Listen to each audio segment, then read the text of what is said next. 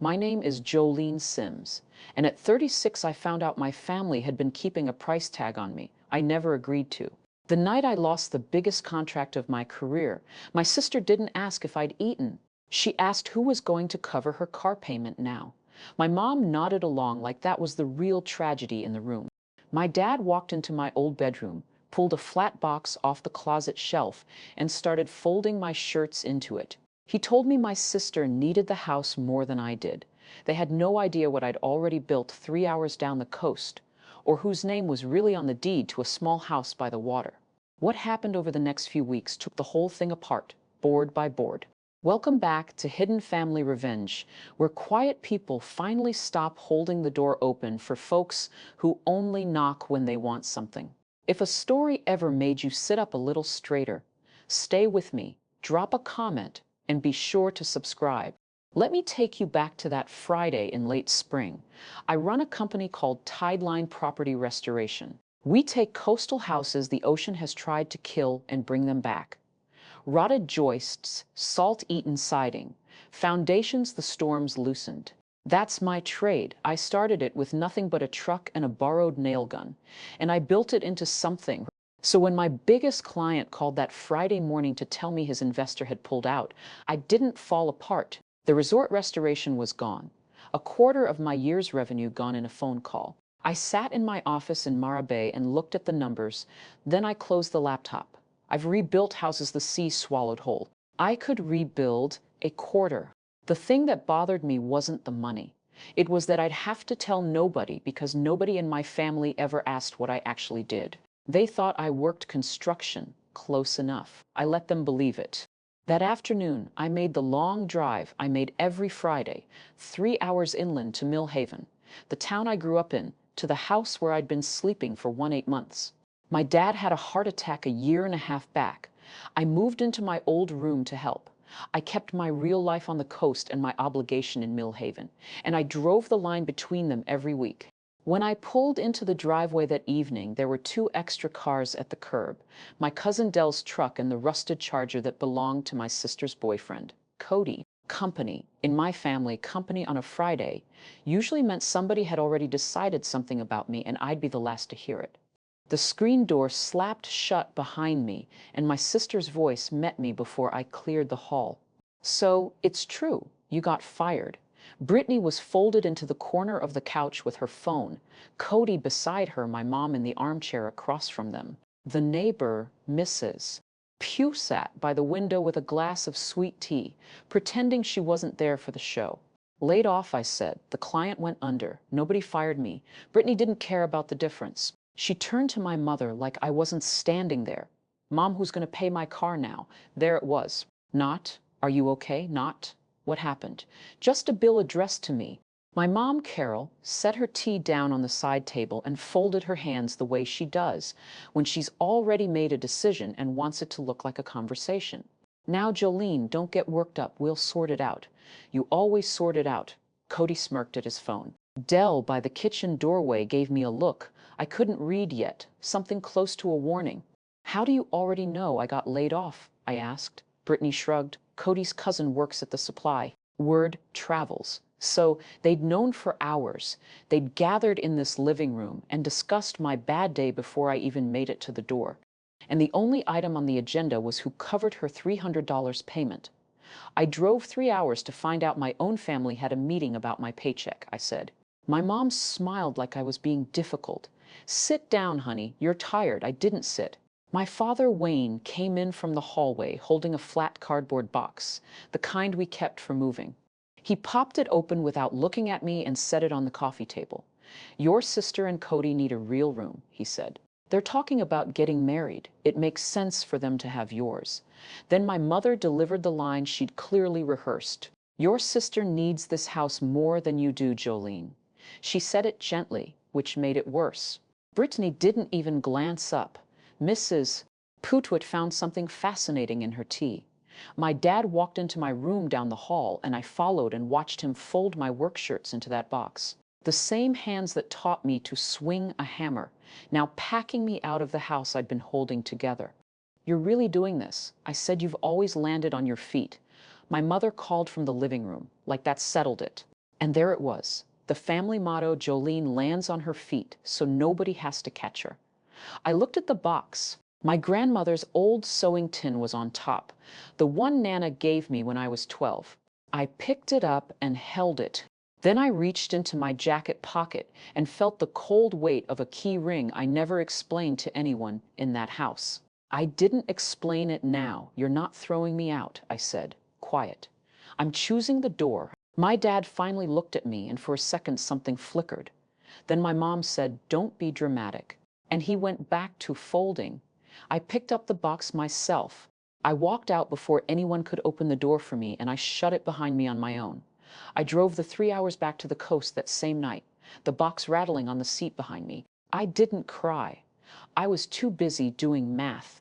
By the time the road turned to salt air and the lights of Maribay came up over the dunes, I'd already decided how the next month was going to go. My apartment sat above a bait shop 2 blocks from the water. My office was a converted boathouse a mile down the road with my name on a sign I'd paid for myself. This was my real life, the one my family never bothered to visit. My business partner, Renata Vance, was still at the office at 10 p.m., the way she always was when a contract fell through and we needed to scramble. She took one look at me carrying that box and set down her coffee. "You finally left that house," she said. "They left me," I told her. I just stopped arguing about it. Renata had been telling me for a year to pull back from Mill Haven. She'd watched me wire money home, cover bills, drive that highway every weekend, and she'd watched me come back emptier each time. "Good," she said. "Now, so what do you want to do about it?" I didn't answer right away. I set the box down on my desk and looked at it. On top, under the sewing tin, was a folder I kept locked in my drawer at home and carried back and forth like a secret.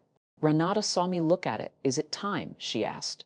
I still wasn't sure, but for the first time in 18 months, I felt the line I'd been driving go slack, like a rope finally let loose.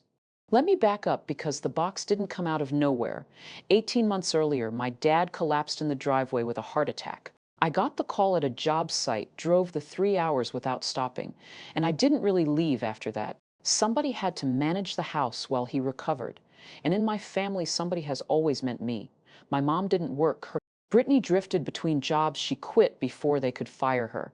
So I moved into my old room and took the weight. I caught up the property taxes that had quietly fallen behind. I covered the gap in the homeowner's insurance. And when Brittany wanted a newer car and her credit couldn't carry it, my mother handed me a pen and I co-signed, because a default on that loan would wreck the credit I needed to run my own business. I didn't do any of it to be a martyr. I did it because I can't stand watching a thing fall apart when I know how to hold it up. That's my flaw, if you want to name it. I fix. I'd rather carry the load than argue about whose load it is. I told myself it was temporary. I even set conditions once. Brittany pays her own car after 6 months. I said the day I signed. My mother waved it off. She's getting on her feet. She never got on her feet because nobody ever let her hit the ground. And me, I was the one who never needed catching, which in that house was just another way of saying I was the one nobody had to think about. I drove that highway every Friday and told myself family was worth it. I believed that right up until the night they handed me a box. People who hear this story always ask the same thing. Why does your mother love your sister more?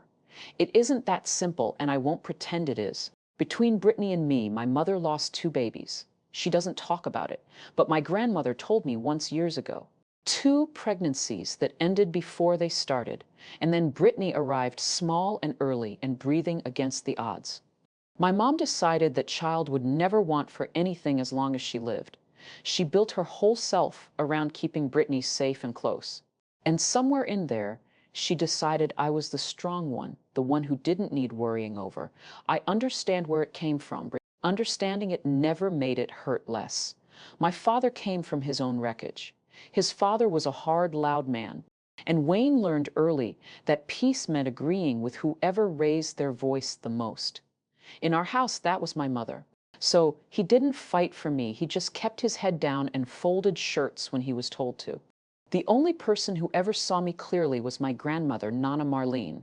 She used to pull me aside when I was small and say, "You were never the strong one to me, baby. You were just the only one who showed up.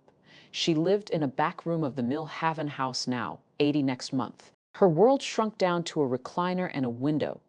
She'd lost the one place she ever loved a long time ago, and losing it had folded something in her. I think that's why I drove that highway so long. Not for my mother, for the old woman in the back room who'd remembered my name when no one else bothered. That first night back in Mara Bay, I didn't sleep. I sat at my kitchen table with my laptop and a cup of cold coffee, and I started pulling the threads. First, the autopay I'd set up for the Millhaven property taxes and the homeowner's insurance. Both ran out of my account. Both stopped that night with 2 clicks. Then Brittany's car. I'd been quietly making those payments myself, so I logged in and killed the autopay that same night. I knew a cosigner can't just phone in and vanish off alone. The only clean way off was for Brittany to refinance in her own name, and she'd never qualify for that. So I did the honest thing instead. I stopped covering it, and I told her in plain words the payments were hers now. If she let it default, the repossession would scuff my credit too. I decided I could carry one bruise to be free of a 15-year tab. Then I made a list of every standing thing I quietly covered, and I drew a line through each one. It took me about an hour, and when I was done, the whole quiet machine I'd been running for that house had stopped. They threw me out at sunset. By midnight, the floor under them had started to give, and they didn't even know it yet. I wasn't doing it to punish anyone. I was doing it because the wall had finally walked away from the house, and a wall can't hold up a room it isn't standing in. I opened the locked folder I'd carried back from Millhaven. Inside was a deed 3 years old with my name on it for a small house on a strip of beach 40 minutes up the coast. I'd told no one, not Brittany, not my mother, not my father. I traced the address with my finger the way you touch a photograph of someone you lost. Then I closed the folder and went to bed. The thing about a house is it doesn't fall all at once. First, a payment slips, then a notice arrives. Then, a phone rings in a kitchen 3 hours inland, and a woman who never read a bill in her life realizes she doesn't actually know what holds her roof up. I want to stop here for a second. People keep telling me I was cold that night. Maybe I was, but I'd spent 8 months being warm inside a house that saved all the heat for someone else. If you've ever been the wall a family leaned on until you cracked, you already understand exactly what I felt driving away. Stay with me. The part where it all turns is coming. Hit subscribe so you don't miss it. For 2 days, the house in Millhaven went silent. No call from my mother, no text from my father. Brittany posted a photo of my old room with a caption about finally getting space. I didn't answer. I threw myself into work instead, because that's what I do with a wound. I bury it under a task list. Renata and I went after smaller jobs to cover the hole the resort left. A storm-damaged duplex. A widow's porch that was one good wind from collapse. Honest work that paid on time. On the 3rd morning, my cousin Dell called. Dell's the only 1 inches that family who ever told me the truth without being asked. Hey, he said, thought you should know. A letter came to the house. Bank letterhead. Your mom's been staring at it all morning. What kind of letter? Something about the home equity line. She looked scared. Jolene. She kept asking your dad what it meant. He didn't know either. I felt something cold settle behind my ribs. What home equity line? Dell went quiet. You don't know about it, Dell. What home equity line? I figured you set it up. It's got. He paused. Look, I shouldn't be the one telling you this, but your name's mixed up in it somehow. Your mom mentioned it. I thanked him and hung up and sat very still. There was a piece of this I didn't have yet, and it had my name on it. I'd find out soon enough that the people who threw me out of that house had been quietly leaning on me in ways I never agreed to, in places I'd never thought to look. Brittany called that afternoon. I almost let it ring. Some reflex made me pick up the old reflex that still hoped somebody might ask how I was. Hey, she said, so my insurance is due Monday. Can you cover it? And Mom says the water heater is making a noise. So probably that too. No, hello, no question, that didn't end in a dollar amount. Brittany, I said, do you know where I am right now? I don't know, the beach somewhere. I'm 3 hours away and I'm off your payroll. A pause. I could hear Cody in the background saying something low. Don't be like that. Brittany said. You always handle this stuff. I handled it because nobody else would. That's not the same as it being mine to handle. So you're just going to let my car get repossessed over what? Your feelings? I almost laughed. I'm not your bank, Brittany.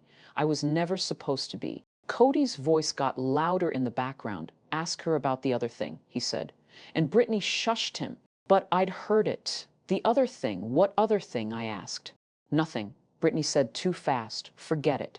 She hung up. I set the phone down on my desk and looked at it for a long while. There was a script in that family, and I'd been playing my part in it for 5 years. The dependable one, the open wall at the wall. And now that I'd walked off the set, they were all confused that the lines weren't landing anymore. The trouble was somebody had written me into a part I never read, and Cody had just let the page slip. That night, I sent the message I should have sent years before. I kept it short, the way I keep a quote to a client when there is nothing left to negotiate. I wrote it to all 3 of them at once. The taxes, the insurance, the car cosign, done as of now. I gave them a clean date and the number for the bank and nothing else. No apology, no paragraph about how much it hurt. I'd learned a long time ago that grief doesn't move people who think your job is to bleed quietly. Only consequences do. Before I sent it, I wrote one more line for myself as much as for them. Family isn't a bill. It's a door, and I'm done holding it open for people who only knock when they want something. I didn't send that part. I just needed to read it back once, in my own handwriting to believe it. Then I hit send on the rest and put the phone face down. Renata read the message over my shoulder the next morning and nodded once. No soft edges, she said. Good. They'll try to make you the villain for this. Let them, I said. I've been the wall for 5 years. They can carry the roof for a while. I meant it too, but I already knew my mother. She wouldn't argue the money. She'd argue the love. She'd turn a spreadsheet into a betrayal and a boundary into an act of cruelty, because that was the only language she'd ever found that worked on me. And for 5 years, it had the question I sat with that morning, watching the tide go out past the boathouse window, was whether it still would. The storm hit by noon. My mother called 6 times before I answered. When I finally picked up, she didn't lead with the money. She led with the knife. After everything this family has done for you, she said, this is who you've become. And what has this family done for me? Mom, silence. She didn't have a list. There wasn't one. You've always landed on your feet, Jolene, she said, falling back on the old refrain. You don't need us the way your sister does. Why are you doing this to her? There it was again, that sentence she used like a hammer, the one that turned my whole life into a reason to ignore me. I'm not doing anything to Brittany. I said I stopped doing things for her. That's not the same. She could lose her car. Then she can make her payments the way adults do. My mother's voice cracked right on cue, the tears she could summon like turning a tap. I lost 2 babies. Jolene, you don't understand what it is to almost lose a child. It was the one true thing she'd said, and she used it like a weapon, the way she always did. I do understand, Mom, I said quietly. I've understood my whole life. That's why I drove that highway for 18 months. But grief isn't a bill I owe forever. She went silent again. Then she said something that told me exactly where this was headed. We'll just figure out your grandmother's birthday without you, then Nana's 80th. The whole family was planning it, and my mother had just made it a battlefield. I hung up and sat there, and a plan I'd been afraid to make for 3 years started very quietly to take shape. I drove back to Mill Haven 2 days later, but not for my mother. I went in through the side door, the one that opened near the back room, so I wouldn't have to pass through the living room.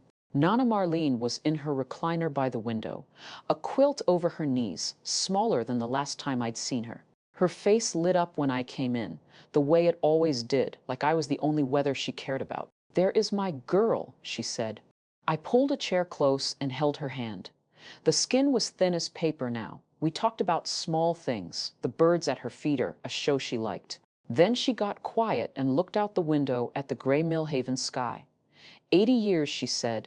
Can you believe it? What do you want for it? I asked. For the birthday, she smiled, but it was a sad one. I had one good house in my whole life, she said. Out on the water. Your grandfather and I bought it the year we married. We lost it when the bad years came. She'd told me this before, but never like a wish. The sea took everything else from me but that porch. I used to watch the sun go down off that porch and think, this is mine. Nobody can take this. She squeezed my hand. Funny what a person remembers at the end. I didn't tell her what I knew.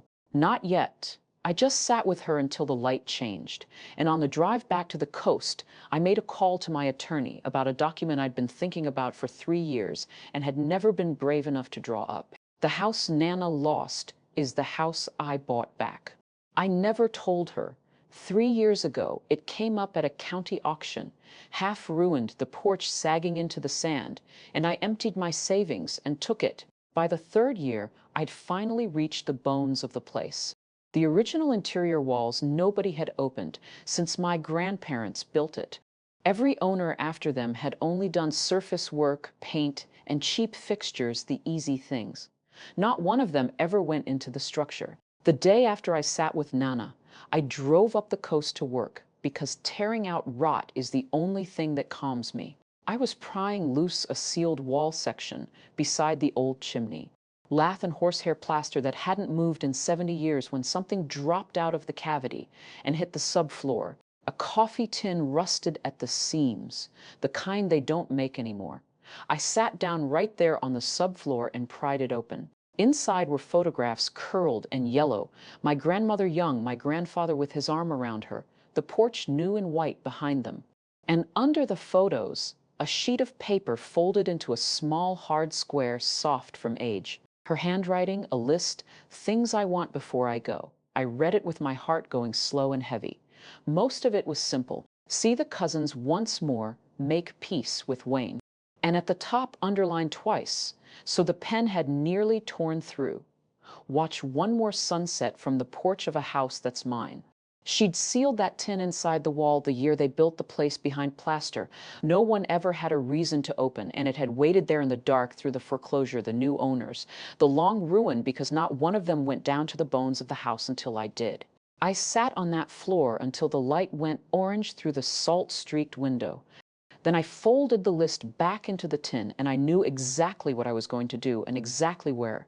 I called my attorney from the porch, sitting on the new boards I'd laid myself, the ocean going dark in front of me. I want to set up a life estate, I told her.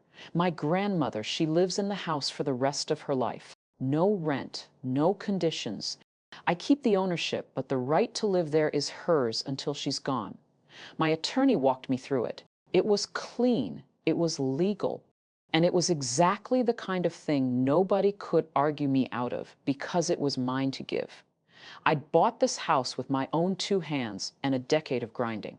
No one had handed it to me, and now I was going to hand the best of it to the one person who'd ever handed me anything.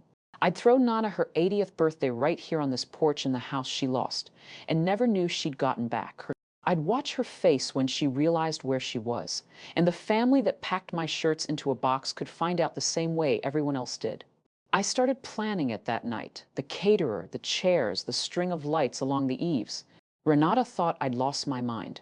You're throwing a party for the people who threw you out. I'm throwing a party for my grandmother, I said. They're just going to be there for it. My phone buzzed while we talked. A new inquiry had come through the Tideline website, through the listing where I quietly rented the cottage out for events when it sat empty. Someone wanted to book it for a family party. I almost didn't read the name when I did. I had to read it twice. The booking request was from a Carol Sims. I sat there staring at my own screen. Carol Sims wanted to rent a beach house for an 80th birthday party. My mother had gone looking online for somewhere nice to host Nana's birthday. Somewhere that would look good in front of the cousins and the church friends, and the algorithm had handed her my cottage. She had no idea it was mine. She didn't even recognize it as her own mother's lost house. The listing photos showed it restored, transformed, nothing like the ruin the family remembered. Renata read the screen over my shoulder and let out a low whistle. She's trying to rent your house to throw a party you were already throwing. In the house her mother lost, I said that she doesn't know I own. We sat with that for a minute. It was almost too perfect, the kind of thing you couldn't write. My mother, who told me my sister needed a house more than I did, was now trying to pay me to use a house she didn't know was mine. There was a version of this where I exposed it right then, fired back a message that said, "You can't rent what I own." Watch her squirm over text. But text is small, and what my mother had done to me wasn't small, and it hadn't been done in private. She'd packed me out in front of a neighbor, so I wasn't going to settle this in a private message. I was going to settle it the way she'd done it, out loud in front of people with witnesses. "Don't answer it yet," I told Renata. "Let me think about how I want this to go." I already knew. I just wanted to be sure I had the stomach for it. Before I could plan anything, Del called again, and this time his voice was tight. I found out what the bank letter's about. He said, "You're not going to like it." 2 years ago, it turned out my mother had opened a home equity line against the Millhaven house to fund Brittany, to fund Cody. Really, his truck, his business idea, the wedding they kept talking about. And because her own credit was thin, she'd used the only strong name attached to that house, mine. She'd kept copies of everything from the car cosign, my social security number, my income, my old signature, and she'd used them to forge my name onto the equity line application. I never saw it, I never signed it, but on that paper I was a borrower. The line was now delinquent. The house was the collateral, and my name was on the hook. Here's the part that matters. The part I've turned over 100 times since. I'd seen a sign of this. A year back, a strange letter came addressed to me at the Millhaven house. Something from a lender I didn't recognize. I asked my mother about it. She said it was junk mail, a pre-approval. Nothing. I called the number anyway and got a runaround. And when I tried to have my name pulled, they told me the account holder had to come in and sign, and the account holder was my mother, and she never went. So I'd caught the smoke and reached for the alarm, and the door had been locked from a side I couldn't reach. I sat with the phone in my hand and felt the whole shape of it land. The house they kept me out of had been standing on my name the entire time. I didn't panic. Panic is for people who don't know how a foundation works. I called my attorney back the next morning, and we went at it like a job methodically, from the bottom up. We pulled the loan documents, we set the signature on the application beside my real one, and saw the forgery plain. We logged the dates against where I'd actually been. Then we did the unglamorous necessary things. A written fraud dispute to the lender, an identity theft affidavit, a police report in the county where it was filed. My lawyer was blunt with me. "This is a strong fraud claim, but the bank has to open an investigation, and that can run for months. They won't just hand the debt to whoever spent the money. That's not how any of this works. What we're doing is disputing whether you're liable at all. If the forgery holds up, you come off it and the bank goes after the people who actually signed." I sat with that, naming my mother, putting it in writing that she'd forged me onto a loan. A year ago, I'd have flinched and eaten the debt to keep the peace the way I always had. "Not this time. File all of it," I said. So we did. It was slow, careful, uncertain work. The only kind of fight I trust, because it can't be argued away with tears. My mother would get a different letter soon, one that said the account was under fraud investigation, and the daughter she threw out was no longer quietly carrying it. I didn't gloat about it. I just filed each document and slept fine. There is a particular peace in fixing the right thing for once instead of the thing everyone expects you to fix. Then I made my move on the party. I had Renata answer my mother's booking inquiry from the Tideline business account under the company name with my name nowhere on it. The cottage was available for her date. The message said the event coordinator would handle the details. My mother, delighted to have found somewhere that photographed well, paid the deposit without a second look. She never asked who owned it. People like my mother don't ask who's holding the thing up. They just enjoy standing on it. So now the family was coming to the coast, to my house, to throw Nana's 80th, and not one of them knew whose porch they'd be standing on. I let them book it.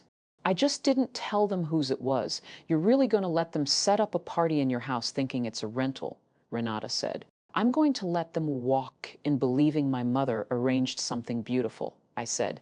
And then I'm going to tell the truth in front of everyone who matters to her. That was the whole shape of it. My mother dealt in shame done in public. The box, the neighbor, the meeting behind my back.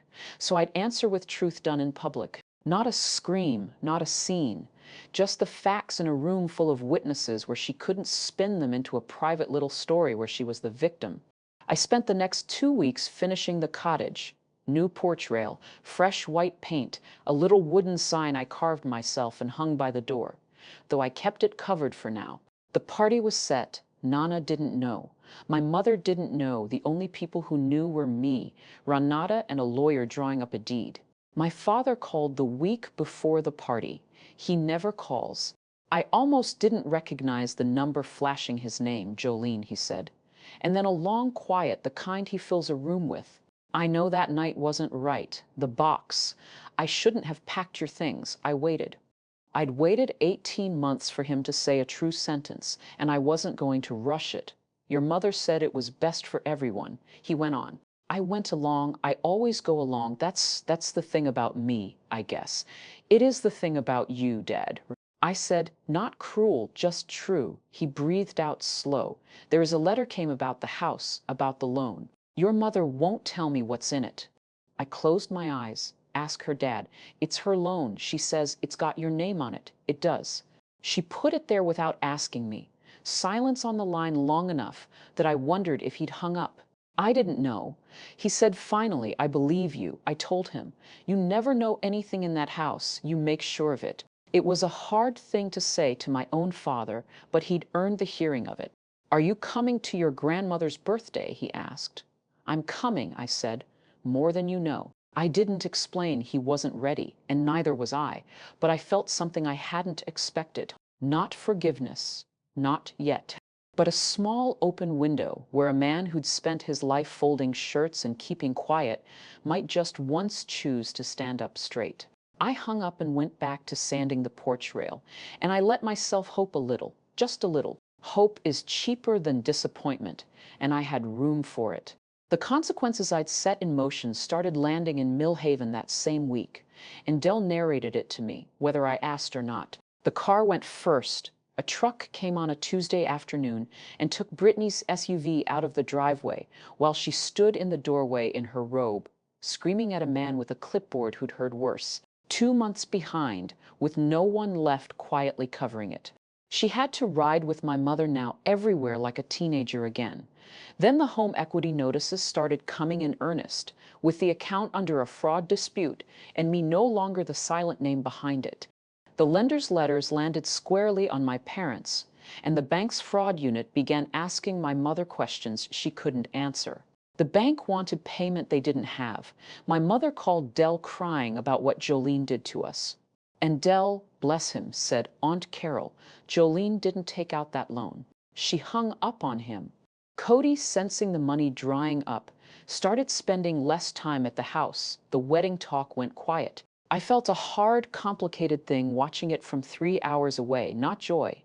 Exactly, more like watching a building you warned everyone about finally settle the way you said it would. I hadn't pushed it over. I just stopped standing where the wall used to be. You doing okay with all this? Dell asked me. I'm fine, I said, and then I caught myself because that word had been used against me my whole life. Actually, I said, I'm better than fine. For the first time in a long time, the thing falling apart isn't me. Dell laughed. Lo, save me a seat at the party, he said, front row. I told him you're one of the few who earned it. Quick pause. I could have called my mother and explained all of it. The loan, the house, the party. I didn't. Some people only hear you when the quiet gets loud enough to cost them something. If you've ever gone quiet on purpose, you know exactly what I mean. Tell me in the comments where you're watching from. And stay close because the party is almost here, and so is the part nobody saw coming. The last week before the party, I more or less lived at the cottage. I finished the porch and washed the windows until the salt was gone and the glass took the light clean. Renata strung lights along the eaves. The caterer confirmed her. I had a cake made lemon because that was Nana's. The little carved sign by the door stayed under a cloth, waiting. The cottage didn't look like the ruin the family remembered, and it didn't look like a rental. It looked like a home that had been loved back to life, which is exactly what it was. I stood on that porch the night before and watched the sun go down over the water, the way Nana wrote she wanted to, and I tried to picture her face seeing it. I'd brought the coffee tin with me. I set it on the mantel inside, the photographs propped up beside it, the list folded in the tin where she'd left it. Some part of me wanted her to find it herself. The deed sat in a folder in my truck, signed witnessed, the life estate drawn up clean. Everything was ready. My mother thought she'd rented a pretty venue. Brittany thought she was attending a party. The cousins were driving in from 3 counties, and not one of them knew that the house they were about to celebrate in had been bought back from the wreckage by the daughter they'd packed into a box, or that the old woman of honor was about to be handed the one thing she'd written down and hidden in a wall for 50 years.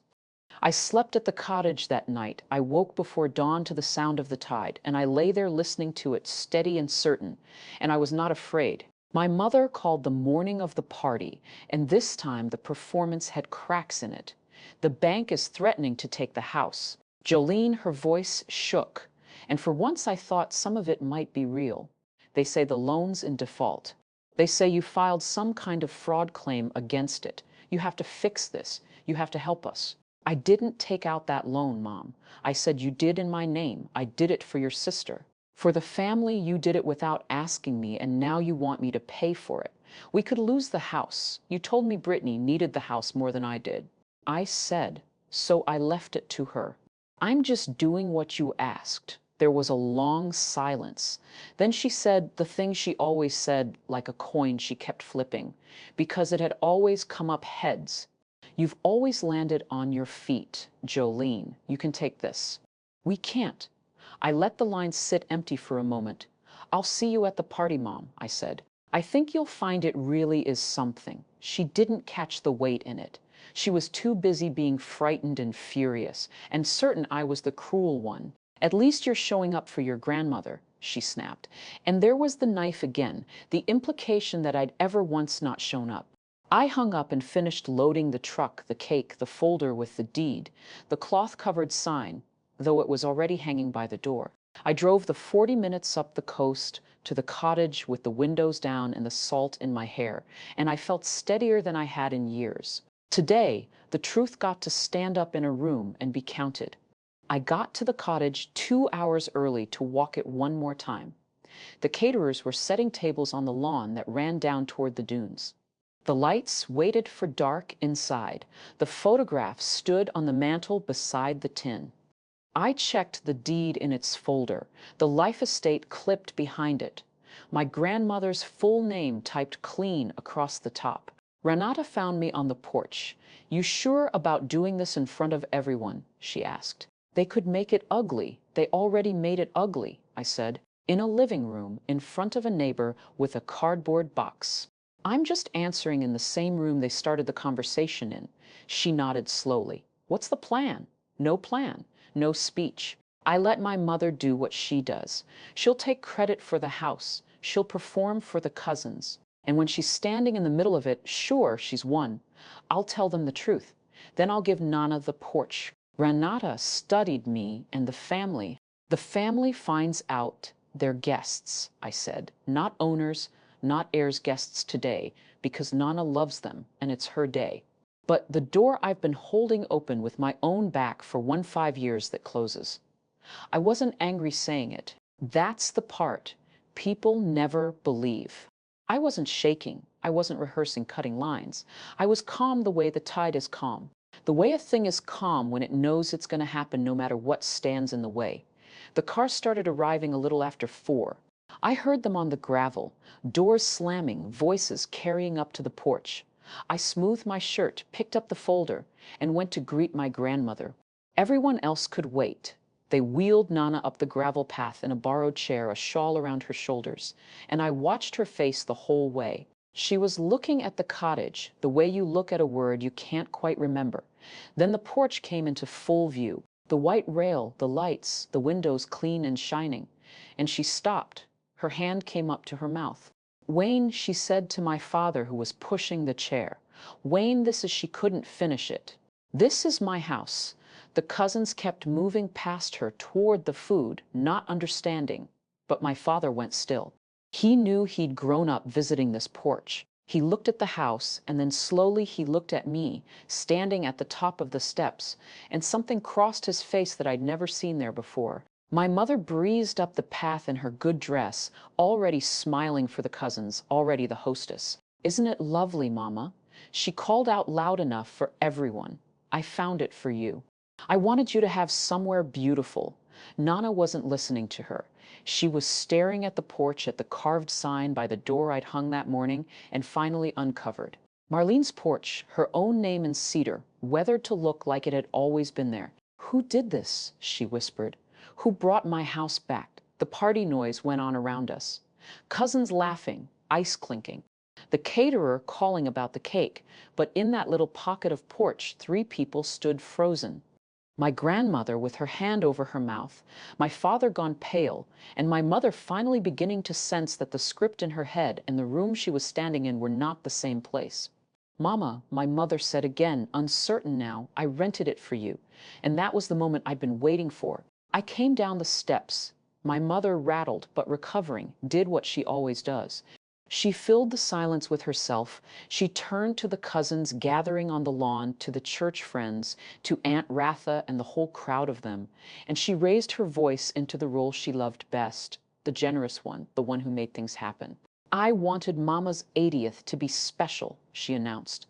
"So I found this gorgeous place right on the water. Wasn't easy, let me tell you. But nothing's too good for my mother."